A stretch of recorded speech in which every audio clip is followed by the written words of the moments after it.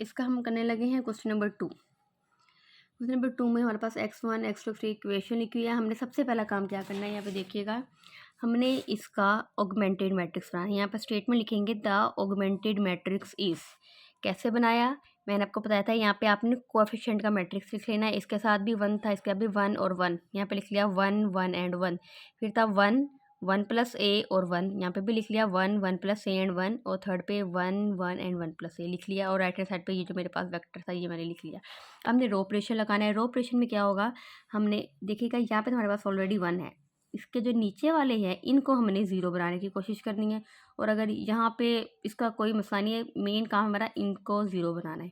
तो देखिएगा इसको ज़ीरो बनाना है, सबसे पहले इसको ज़ीरो बनाना है। तो आप देखिएगा ये दोनों कैसे ज़ीरो बन सकते हैं, अगर हम रो 1 में से रो 2 को माइनस कर दें, 1 - 1 ज़ीरो हो जाएगा, और रो 1 में से रो 3 को भी माइनस कर दें तो ये दोनों ज़ीरो बन जाएंगे। तो हम ये क्या करेंगे, रो 1 ऐसे लिखी, रो 2 में से मैंने रो 1 को जब माइनस किया, ठीक है, जो जिस में से हमने माइनस करना होता है वो हम पहले लिखते हैं। रो 2 में से माइनस करना था तो रो 2 हमने पहले लिखी, ठीक है। 1 - 1 0, और 1 प्लस ए -1, तो -1 और 1 वो भी कैंसिल, पीछे सिर्फ ए रह जाएगा। इतना 1 - 1 ये भी ज़ीरो बन गया। फिर रो 3 में से रो 1 को माइनस करेंगे, 1 - 1 0, 1 - 1 0, और 1 प्लस ए -1, तो सिर्फ ए रह जाएगा। इसी तरह 3a माइनस ए, हमारे पास 2a आ गया, तो ये हमारे पास बन गया।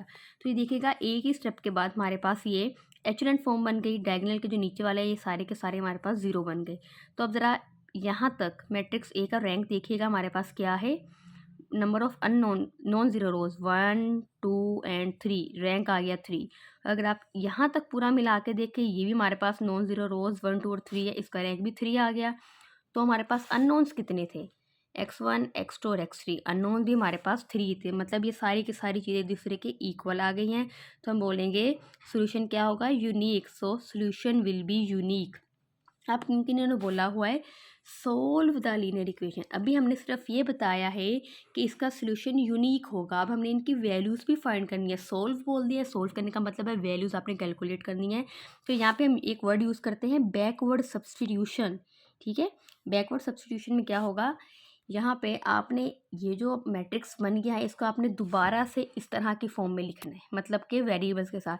जैसे ये जो पहला कॉलम है ये x1 का कॉलम है, ये x2 का है, और ये x3 का है। तो अगर आप इसकी इक्वेशन बनाएं 1x1 + 1x2 + 1x3, यहाँ पे क्या आ जाएगा 1x1 + 1x2 + 1x3, 1 लिखे या ना लिखे इज इक्वल टू a। ये देखिए ये पहली इक्वेशन बन गई। सेम इसी तरह ये तो ज़ीरो था, हमारे पास आ गया ax2, ये भी ज़ीरो है, तो ax2 is equal to a। ये दूसरी इक्वेशन आ गई हमारे पास। सेम इसे ना ax3 is equal to 2a, ये तीसरी इक्वेशन आ गई। हमने क्या करना है, x1 x2 x3 की वैल्यूज फाइंड करनी है। तो देखिएगा इक्वेशन नंबर 2 से हम डायरेक्ट x2 की वैल्यू निकाल सकते हैं।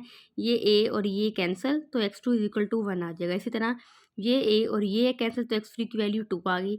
आप यहाँ पे x2 और x3 की वैल्यूज़ पुट करें, ठीक है। तो हमारे पास यहाँ पे हमने x1 की वैल्यू हमारे पास आ जाएगी 1 + 2 3, और 3 को वहाँ लेके जाएंगे a - 3, तो हमारे पास ये x1 की वैल्यू आ गई। तो इन तीनों की हमारे पास वैल्यूज़ आ गई। इस तरह से आपने इसको सोल्व करना है।